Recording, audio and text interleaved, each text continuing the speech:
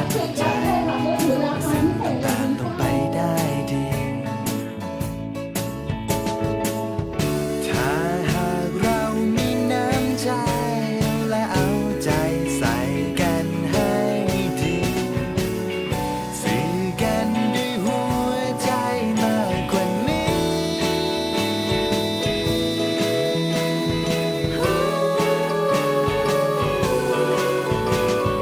We can make it through together